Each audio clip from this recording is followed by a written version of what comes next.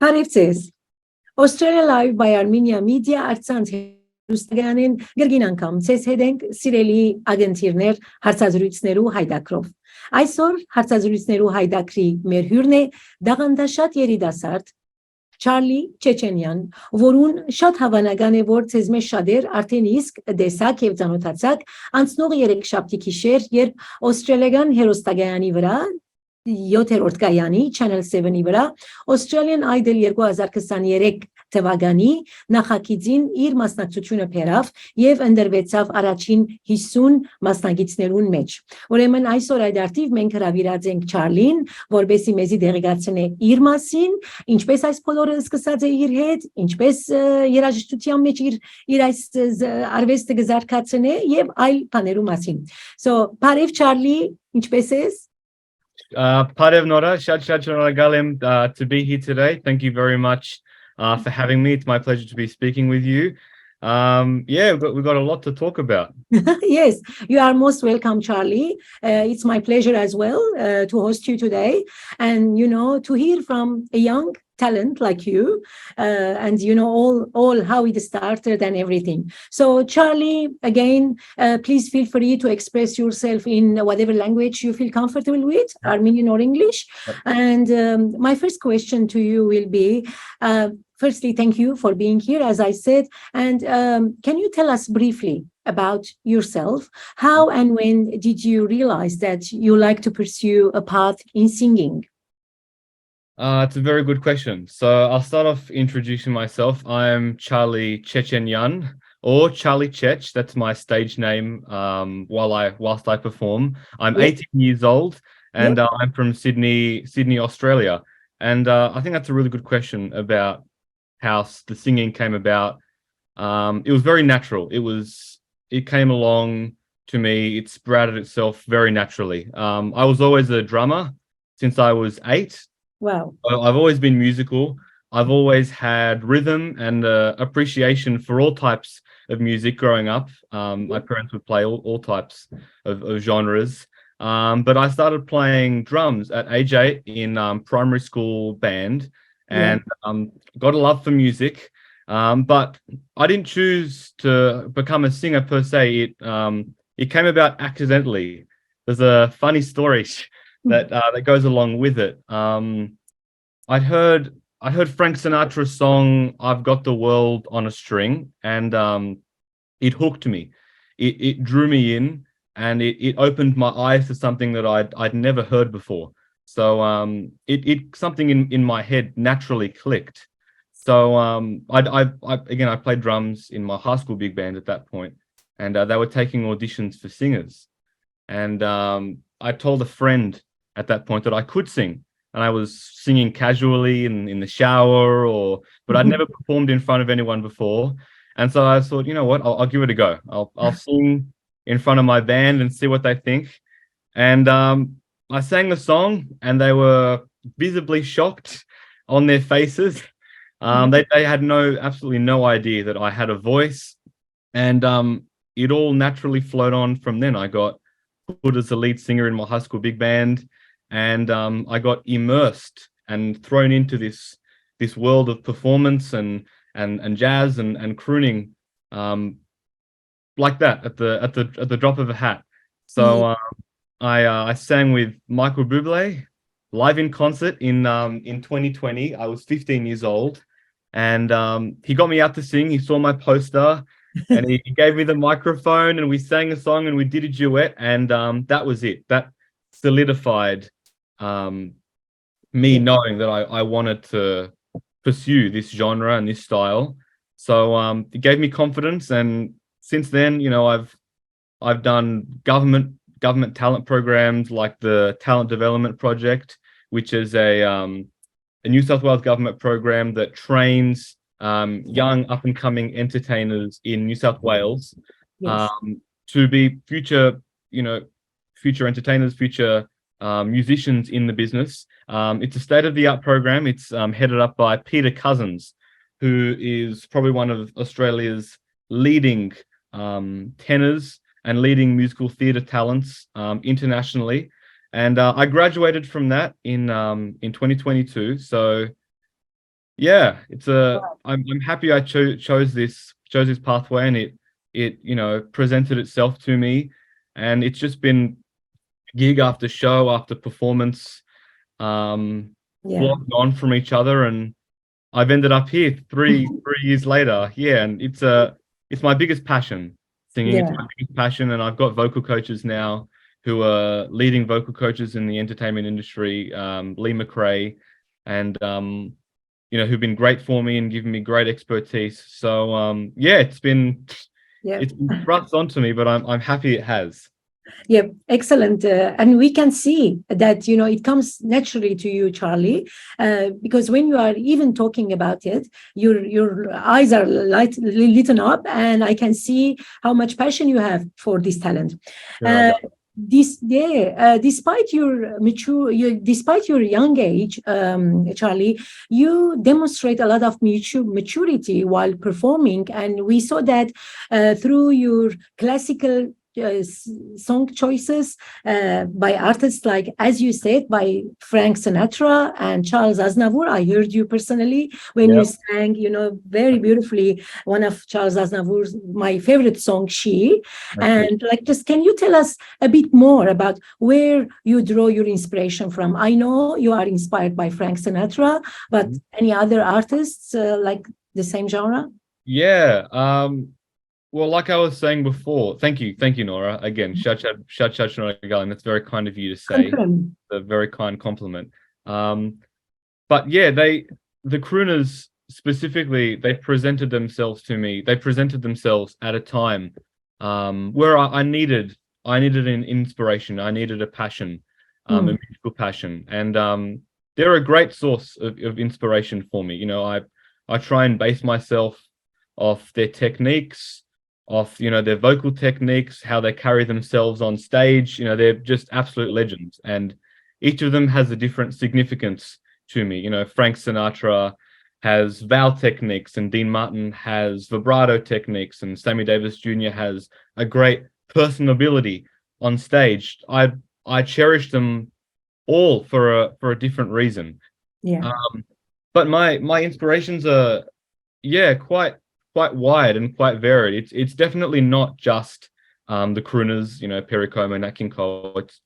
They're great, but there's others, sort of people and figures that I draw my inspiration from. Like you said, Charles Aznavour.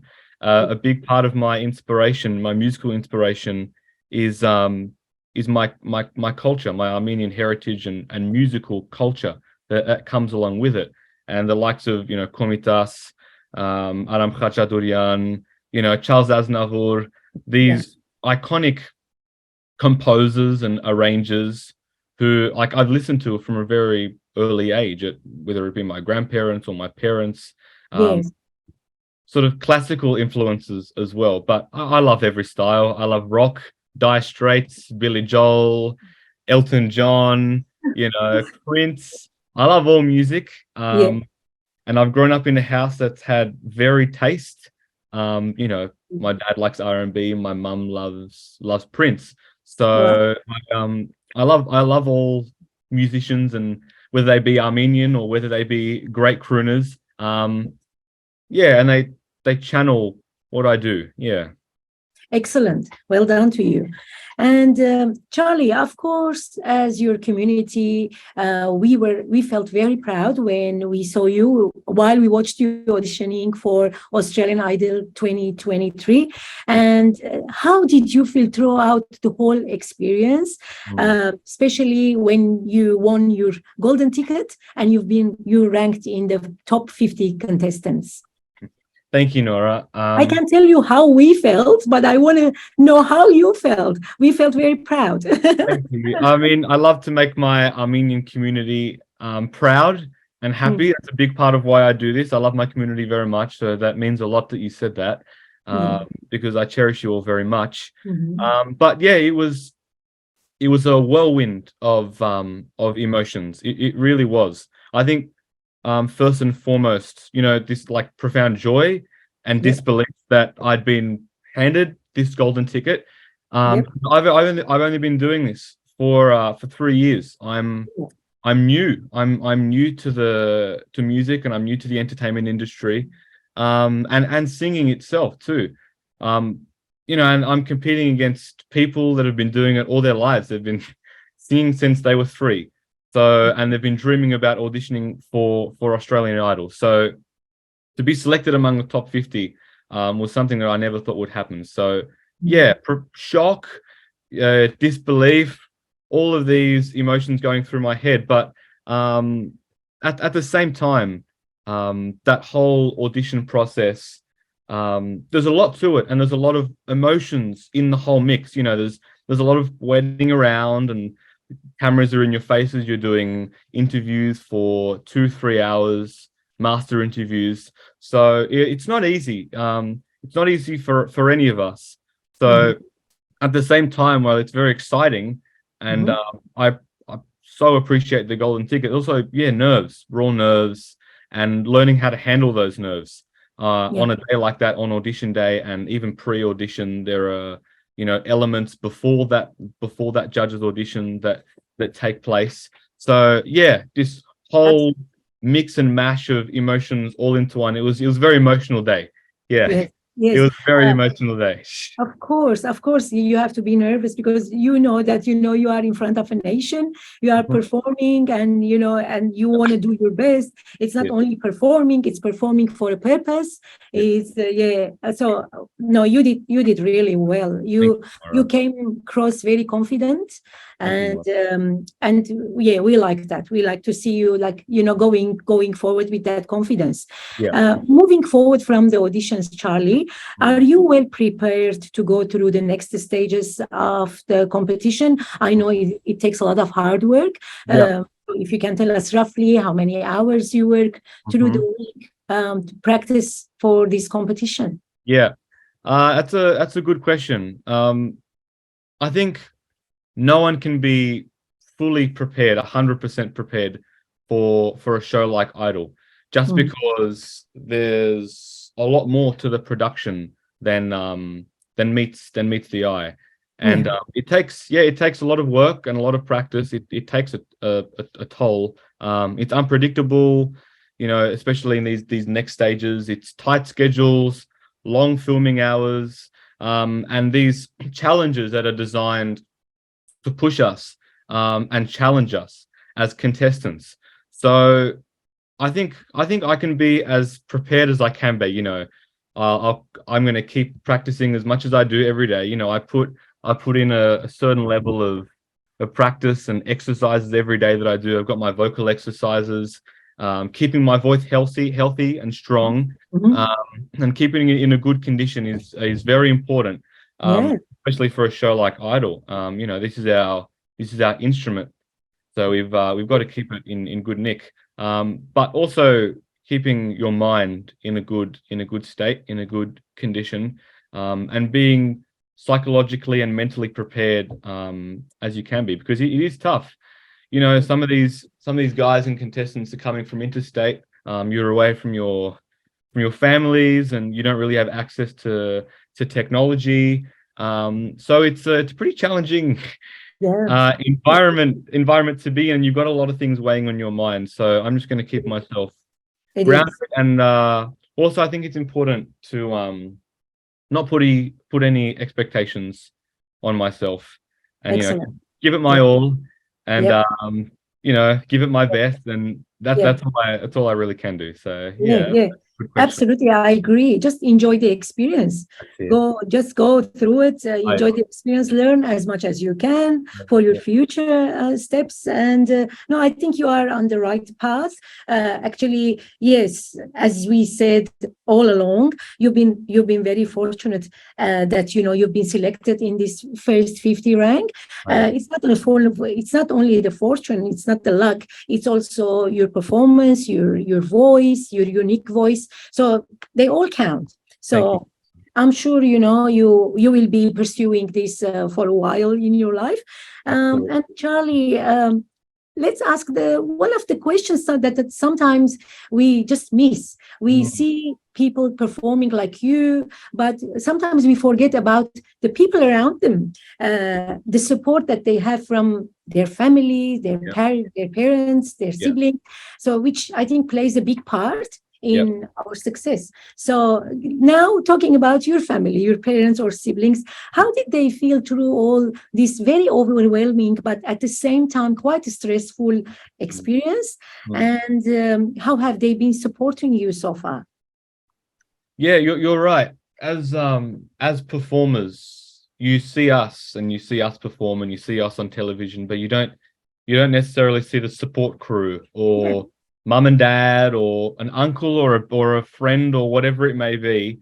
Yeah, I mean, firstly, I've got a very, very supportive family and crew who have my best interest at heart. So they've always been with me since day one, and they've always believed in me, and they've had support for me in whatever I've done. So a very big thank you to my mum, who, you know, I wouldn't be here without, especially in this industry.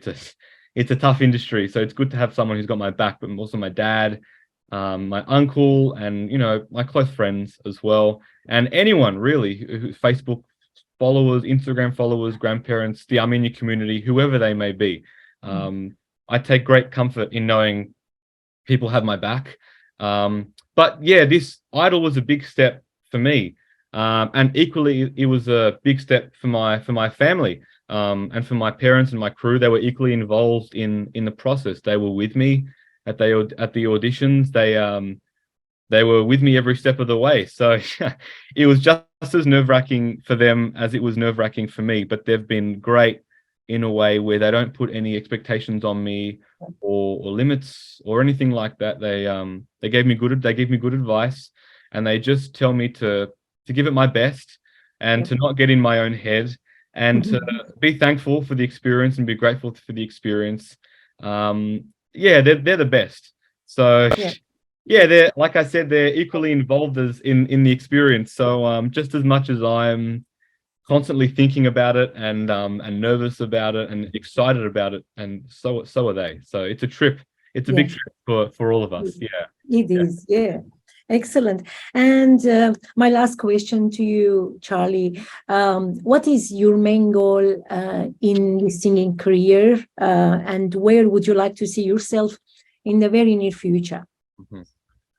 Yeah, I think that's a good question for all singers. But for me, I think one of the biggest reasons that I do this, I perform and I sing in front of people that are sometimes I don't know, is because I want to invoke a feeling. You know, music is very powerful, and especially the style that I sing, the crooners. I see these reactions and these stories and these memories flood back to people at every gig that I do. You know, I have people coming up to me saying that they saw Sinatra live in 1962 in Sydney. And like, these are stories and experiences that not everyone can have, let alone an 18-year-old kid singing to a room full of well-lived people. So I do it because I love the style, and that's it. I love the music, and I want people to feel happy, and I want them to relive those memories as well. But I think the goal for me will naturally eventuate.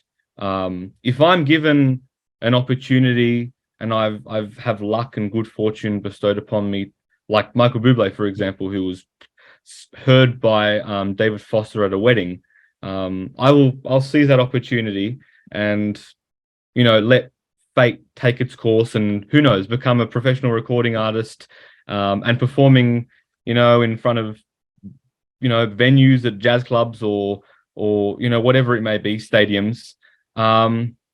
But I'll take it as it comes. I'm a uni student, so I study politics and journalism at university. So singing is a great passion, but learning and academia and possibly having a career in a different field is also a great passion. So I think for myself, I'll see where life takes me, and I will always continue music in whatever form it comes in. It'll always hold a special place in my heart. So whether I go on to be the next Michael Bublé or not, who knows? Or I end up working in journalism. Who knows? I'll keep up the music and take whatever comes along.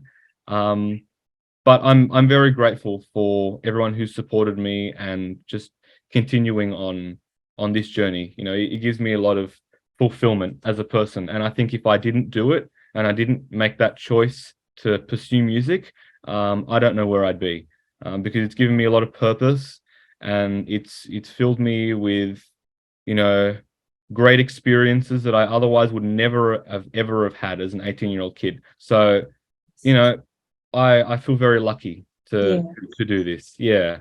Look, thank you so much, Charlie. And as I said, I can see that passion and talent in you, and I can see that music and singing will be a great part of your life. And very rarely we see young men like you that at the age of 18, they already know what they really like in life, what they want to pursue, and that's a big plus. And I'm sure I'm still finding my feet. I still have my moments. Yes, at but times I'm still 18 at heart, and I still have my moments. It's it's got its highs and it's got its lows, but yeah, thank you. That's very nice. But yeah, while I've got you, I have a very, very exciting announcement that I otherwise haven't made. It's been a long time in the work. It's been a long time in the pipeline, but I'm very, very excited and thrilled to announce to my Armenian community that I have an upcoming headline show at Hornsby RSL on May the 21st. Oh, okay. Yeah, my third stage show at Hornsby RSL. It's called Rat Pack Revival. I've got it on the poster behind me. Wow, yes. So I can see it at the back now. Yeah. So, if anyone out there, it would mean the world to me if you would go and buy tickets and come along. It's going to be a great show. We've got all of the classic songs. I've got a 4-piece professional jazz band backing me, the Clive Lendich Quartet.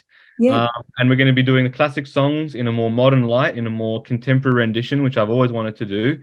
So it's going to be a good afternoon. Hornsby RSL. Well, that will be interesting. Yeah, congratulations on that one as well. Thank you, Nora. And thank you so much, Charlie, for your time and for being here and for speaking to us so honestly and very detailed about your passion, your singing career that you like to pursue. And on our behalf, we wish you all the very best. And we like to see you, as a rising star. And we will always be proud when any of our community members, they perform on high stages, each to their own. Like you can be in singing, someone else can be in a different career in music, in playing piano, any type of profession that we see our young Armenians are succeeding and excelling. It's a big pride for us. And this is the reason we wanted to talk to you today as well, Charlie. And as I said, we wish you all the very best in your career. And hopefully we are following you with the Australian Idol show. But as I said, that can be just a show for a few weeks. It can be for a few months. But we like to see you really following your path, no matter what the outcome of this competition will be. I'm sure it will never affect your determination. I can see you're very determined. No way. Yeah, absolutely not. Yeah, very good words there, Nora. And thank you for having me, and thank you to Armenian media for having me and supporting me. It means a lot. It really does. So thank you for taking the time. Thank you. Եվ այսպիսով հարկելի ագենտիրներ, մենք հասած ենք այսօրվա հարցազրույցներու հայդակրի ավարտին, մեր հյուրներ դաղանթաշատ երիտասարդ Չարլի Չեչենյան, որ արդեն իսկ երաժշտական երկարվեստի այս մարզին մեջ իր ջամփանը սկսած է եւ խոստանա բարձրակույն դեղերը հասնել, եւ մենք ալ կսպասենք, որ այդ մեկը տեսնենք։ Շնորհակալություն ձեր ագնչության։ Սիդնեի հայ քաղաքին քաչ ծանոթ EM Funerals տաղման սպասարկությունը ձեր դրամատրության դագ է ամեն օր եւ ամեն ժամ ձեր ամենադժվար ու ամենավշտալի բահերուն աճակցության մխիթարանքի եւ սպոփանքի իր մասնակի դացած ծառայությունը ապահովելով ցեզի եւ ձեր սիրելիներուն EM Funerals տաղման սպասարկության սեփականադեր Դիգին Էլո Մգրդիչյանը գխոստանա ձեր հարազատին մատուցել հրաժեշտի վերջին ու հարկանքի կերազանց թաղմանական սպասարկություն։ Ձեր հարցումներուն եւ առաջարկներուն համար գրնակ հեռացայնել 0405 675 571 եւ կամ 1300 076 100 համարին։ EM Funerals տաղման սպասարկության գրասենյակի հասցեն է Suite 7 Level 1 174 Willoughby Road, Naremburn։ EM Funerals տաղման սպասարկությունը հբարդորեն գերաշխավոր է Armenia Media ընկերակցության առցանց հաղորդումները։ Ձեր բնակարանի կետնահատակը եւ կամ լոքարանի ու լվացարանի բادرը ավելի եւս կեղեցկացնելու եւ դարվան բոլոր եղանակներուն համապատասխանող ճաշակով հարթարելու համար անվարան դիմեցեք Carpet Court Կորկավաճառքի հանրազանոթ ընկերության Սիդնեի Ryde, Crows-Nest, Chatswood եւ Willowwood արվարձաններու մեջ գտնվող իրենց քեղեցիկ ցուցասրահներով Carpet Court-ի աշխատակիցները ցեզի համար կապահովեն զանազան բարձրորակ եւ գունավոր սալիկներ, քորքեր եւ դաղթագամաձեր։ Մեր խորին շնորհակալությունը կհայտնենք Armenia Media ընկերակցության գլխավոր երաշխավոր Carpet Court-ի սեփականադերեր Դեր եւ Դիգին Գարբիս եւ Հայգուհի Սարյաններուն։